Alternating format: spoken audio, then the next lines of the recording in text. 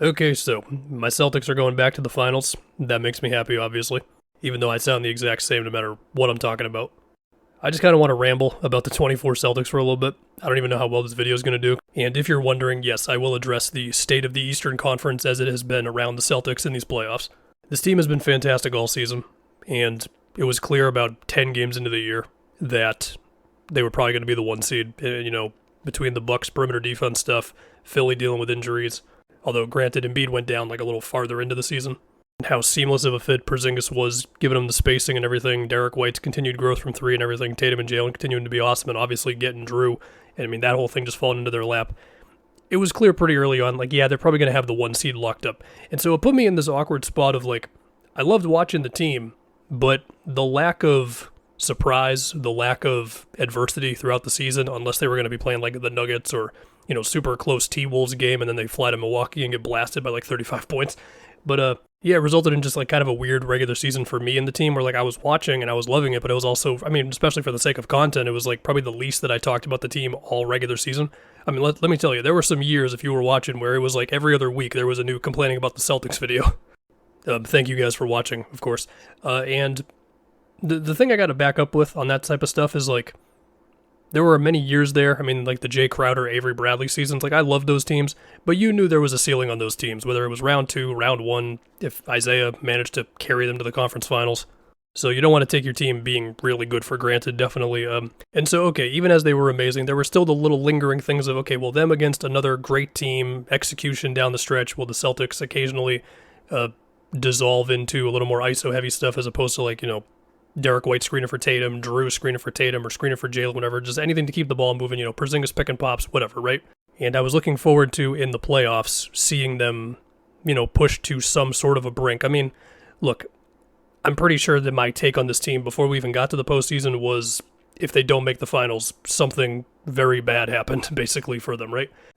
And I guess this can lead into, the injury conversations of the Eastern Conference. Look, I think two things can be true here, where of course, I'm very happy that they're in the finals, and also it would have been cool to see them in a series against the Bucks or the Sixers or the Knicks, assuming everybody's healthy, or Miami, where I kept on saying I was scared of them all season, or Cleveland, or the Pacers.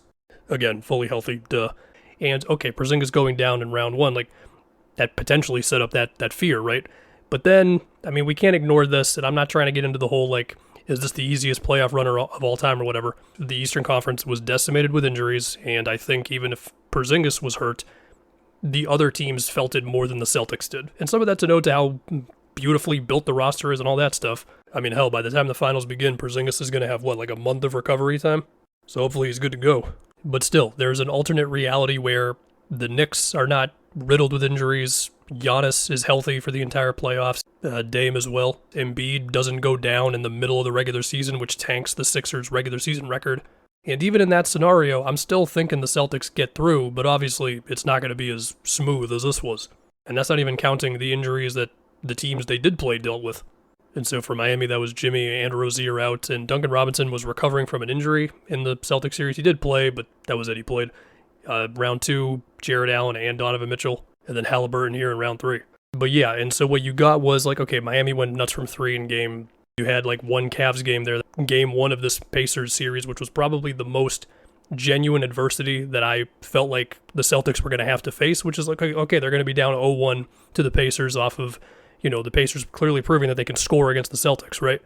And then, the Pacers cough it up in the last couple of minutes, and then Halliburton goes down. It's I'm back to the feeling of I'm enjoying this, but it also would have been nice to see my team pushed at least a little bit before the finals. Look, the Pacers definitely played them competitively in these games. They had to make a big comeback in the one before this one. They had to have not a huge comeback, but a little mini comeback in this one.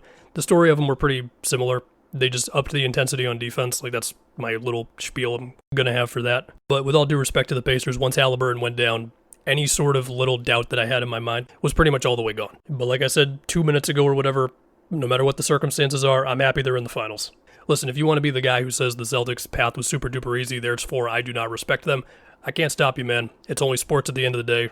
But what I will say is, it's an ode to getting the 1 seed and having it be easier for you. Just the odds are you're going to have an easier path. But it doesn't change the fact of I've seen them go to Game 7 against Philly. I've seen them do it against the Bucks. I've seen them lose to Miami more than once. even if I still believe this would have been the team to like go through it all, like, yeah, it would have been fun to see them deal with that. Although, as I say that, if they would have lost any of those series, I would not have been having fun.